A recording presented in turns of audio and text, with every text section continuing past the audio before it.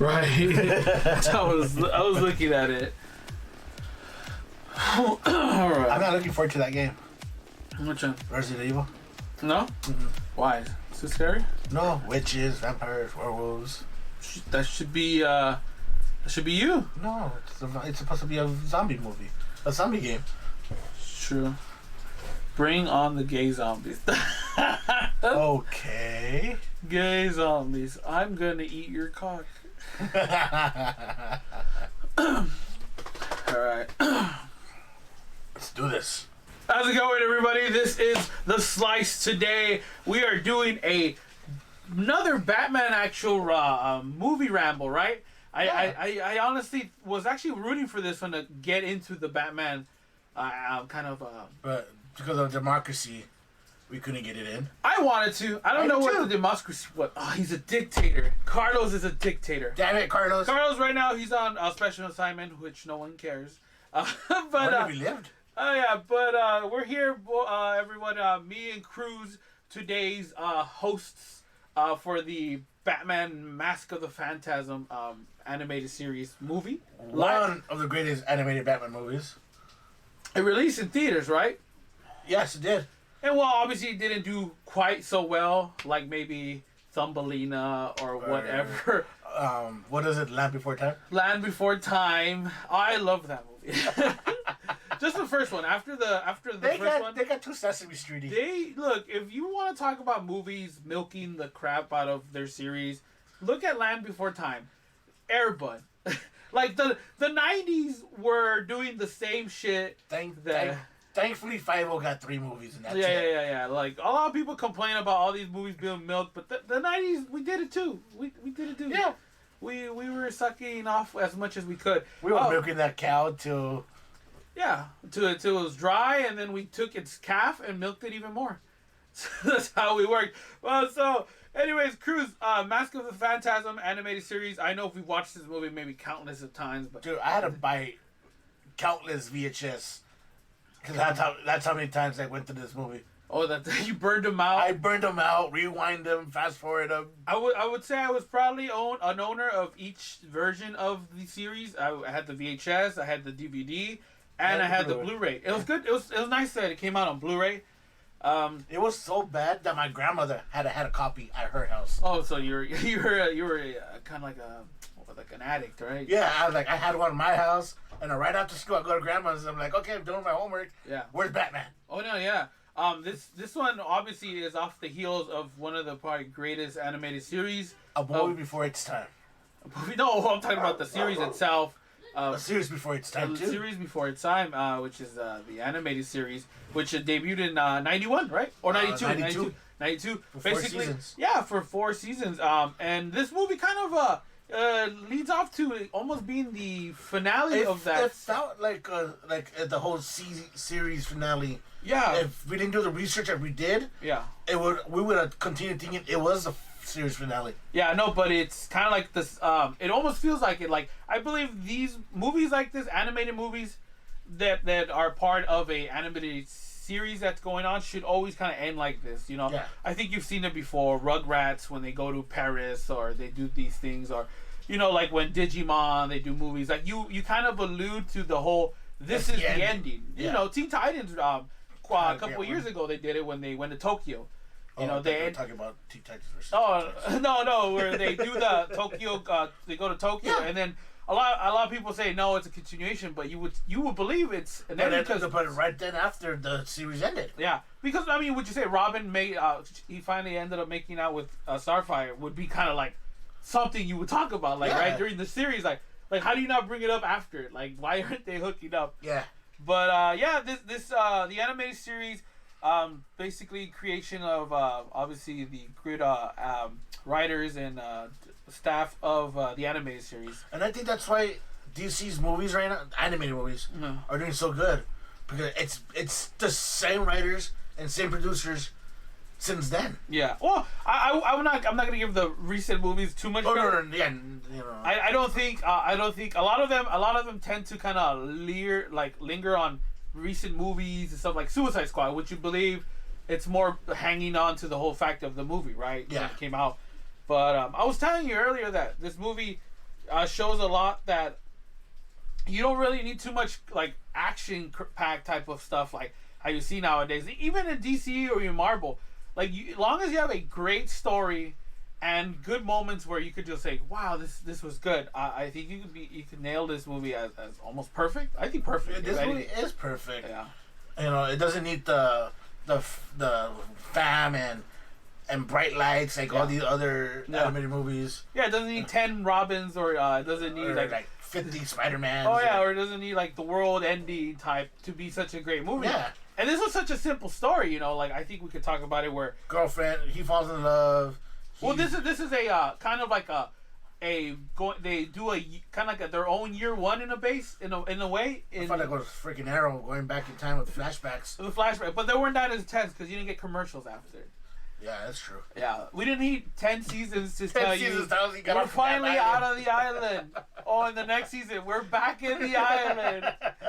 Yeah, no, this was a story from a year one, year two. I would consider it like a year one in this kind of animated series because they show you that he's doing training and then he's doing that whole his trial where he goes through the flashbacks. They're doing that. They even show the most famous cow pudding that he puts on the cow, the outfit, which a lot of us are a big fan of that introduction to the suit. Like I know Carl spoke about it that he would have preferred in Batman Begins to have a moment like that, like him putting on the mask and Alfred's like Bloodwood, like stuff like that.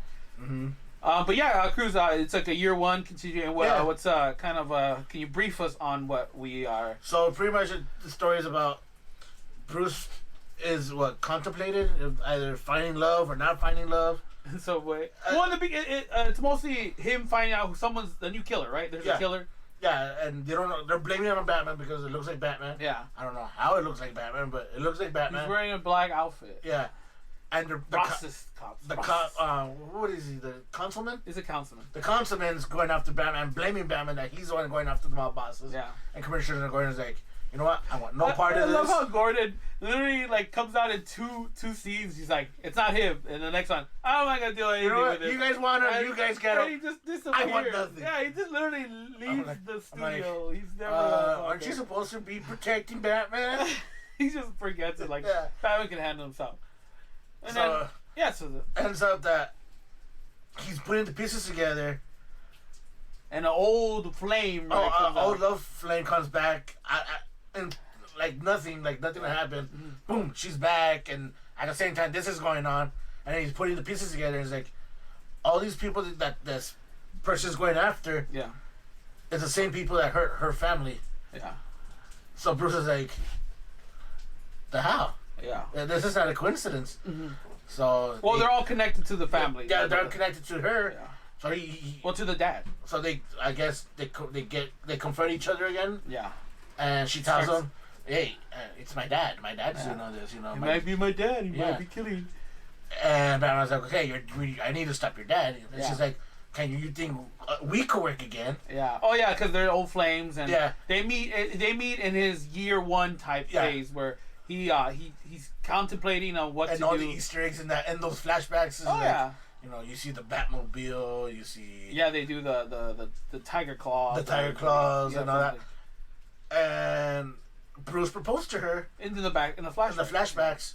He basically falls in love with this girl in the flashback because, in their time, he's like her old flame. Yeah. Well, then you start saying, "Oh, what about Satana and all these? What about Satana and all these other girls he's banging between?" Yeah. She's special though. Yes. She was sent by them. She was sent by his dead parents. The parents sent her. Me. No. So he gave up being Batman. Yeah. For her.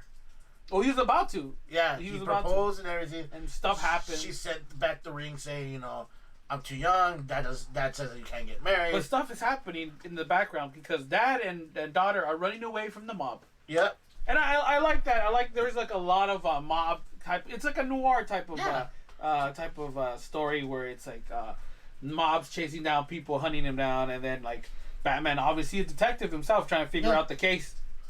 And it's just always funny that when Batman is explaining in this series, he's smart. Yeah. You know, it's not like in some other series he's something Batman needs help. Begins. Batman Begins. No, but he you know, he knows stuff, and then like Alfred, like in this one, he's like, oh yeah, sure. Yeah, whatever you say. Yeah, what do you say, so. Master Wayne? But yeah, like basically, Batman's hunting down this killer who's basically murdering off these old mobsters, and obviously, yeah, and then Joker gets involved because obviously he has past, which it's good to know. Like they didn't kind of shy away from his origin. I mean, in this one they kind of gave an origin. I like that he kept his memories, or that's what it seemed like. Yeah, well, he knows, yeah. Yeah, he's like, you know, all these other Joker stories, he falls into the vat of acid, and he forgets who he is. Yeah. But in here, he knows who he is. It would have been great to see something of them do like their animated version of Joker falling into that pit. Like I know they mentioned it. Remember in the new live not new live but the more recent animated series, the obviously when they changed the style and stuff, the New Adventures, where they do more on Harley Quinn, and then they kind of mention Joker with all that stuff, but. Yeah, he was like a mobster and stuff like that. But I like that they did an origin. Well, not an origin, but they explained that Joker was somebody. Yeah, like, he wasn't just a comedian. He was a mobster. Yeah, which a lot of that was from like Jack Nicholson as well. He did kind of look like Jack Nicholson. Yeah. So. So Batman starts piecing the pieces together. Yeah, and then we find that. And she's like, oh, it could be I think it's my dad. You know, that's why I came back early, try to stop him. But then he finds more pieces, and more pieces. There's a lot of pieces. Yeah, there's a lot of pieces to this puzzle. They're all over.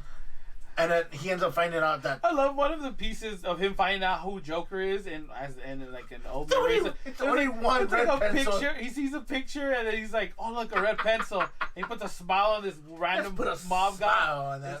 Let's put a smile on that face, and he's like, "My God, Joker!" It's like that. Enigma, Edward Enigma. Yeah. Okay. So I mean, story was great. Oh yeah. Very comparing to a lot of the animated series. Not animated, but animated movies, which you consider like a good story. This is number one. Number one. What you think of the score? I think I was jumping. We're gonna score it? No, the score of the music. Oh, the music. The music, yes. The animated series has always had great music. You think I think they kicked up the notch of like. Oh. Well, I think they got a whole new. I think John went on. Danny Elfman was part of the music, but I think they got another composer. Yeah. To do all this new music. Yeah, this is very, very, very. It's like very churchy, like very sad. Gothic music. Yeah, it was good. Well, you were normally when you get Danny Elfman, you get the dun dun. Yeah. Dun dun. Yeah, if anybody is a fan of music or orchestra stuff like that, I think this one, out of all the anime series I remember, you know what? I'm gonna look at Amazon and see if they have it on sale. The soundtrack. Yeah, no. Also, let's talk about. I guess, is this for you canon? Like in the animated series? In the animated series. Yes. Well, see, this is why I ask, because is Joker dead here? No. Well, that's what to make you think. Remember we said, this could have been the series finale if we didn't get that ending scene. If she's still alive, okay, Joker's still alive. Okay, so for anybody who didn't watch the Batman animated series movie, we are sorry we spoiled it. Movie series, but we just had to talk because I mean this movie is very old, but it's if you haven't seen it, what the hell are you waiting for? Why are you as a Batman fan? Yeah. Why are you man watching? But I'll probably put a spoiler on the things. Yeah, because we don't want the snowflake. Oops. Snowflakes? Who's a snowflake? Anyways, ignore my. This is why Cruz hardly talks. He attacks everyone. But anyways, you would say this is canon, okay, like that. For you, character design. I mean, not character design. New character. Obviously, the Phantom. What did you think? I was kind of disappointed when she was a girl. Another spoiler, by the way. Hey, this movie came out in '93. If you haven't seen the movie, so girl disappointed, but then at the same time you're like, okay, she's a badass. Right? Yeah. Well, at first you think it's some like because the way they draw the Phantasm, it doesn't compare to her. She's like a little fragile. Well, would you say that's why they add a little more background in the like it's her cape? The stuff cape, like yeah, I think so. Yeah. Okay. But it is creepy. Yeah. It is creepy. No, and I think we were talking about some of the movies after this. Obviously this movie is probably one of those I would say one of those big animated movies that came out that still holds up because I mean you have a lot of Batman movies that have came out and a lot of them are good. Mm-hmm. I mean I could say Batman Under the Red Hood, Batman The Return of the Joker, Batman Beyond. Yeah. And you would say and that those are also like top level movies, but this one is just I think this is the pinnacle where you can't get any better than this. Yeah. You know, even if you try, you won't get there. Yeah, like an animated series list, you recommend this one first, right? Yeah. Compared to all the other Batman, right? Mm-hmm. Even Year One, which I think Year One, Batman, The Dark Knight Returns. Yeah. Those two, and maybe another one are like maybe top notch when it comes to like the story and the music. Yeah. And then the look of it. The still just doesn't. Yeah. Well, yeah. Doesn't beat. Well, yeah, like this movie was, and then it was very it wasn't violent, but it had more blood. It had more blood than the animated series. They went out. They went out with. They didn't do what they did for Return of the Joker. You know, they had the theatrical release. Yeah. And then the unrated. Yeah. This one was just no. You're getting blood. Yeah. Well, I mean, it was enough to be like, oh man, this is serious. Like you see Batman bleeding, you're like, oh damn, something's gonna happen. Back of his head's bleeding, face is bleeding. And then guns. I think we're talking about how guns have been kind of dubbed down in some of the... I think about Justice League when they made them look like laser guns. Yeah, and then even Batman Beyond, they got away with laser guns. Yeah. So, I agree with the laser guns have been a thing where... I mean, I don't know, like, the whole violence in movies and cartoons... I mean, it's not all the time. Like they've proven it. Like, oh, this is not just because it's cartoon doesn't mean it's for kids. Yeah. And Batman, it's not a Batman movie, but Justice League Apocalypse War. Yeah. That movie was brutal, and it's not for kids. Yeah. You know, like I don't know. Batman Apocalypse. It's like there's movies that not compared to like obviously they're not kid movies, but obviously the animated one, The Mask of the Phantasm. I mean, I think it'd be a good. Even a kid could watch it. You know? Like I think watching the animated series is a must as a growing young lad.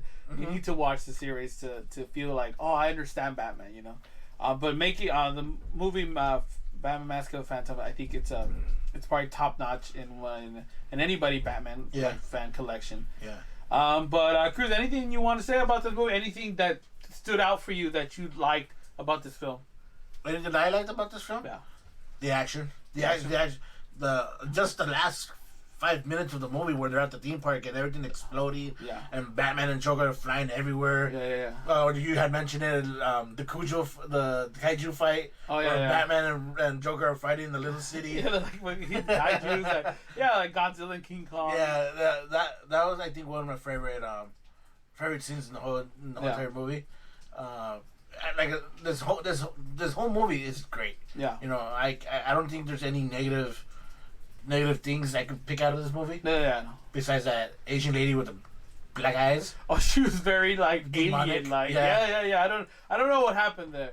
Yeah. All Asians look like aliens. Very racist of you.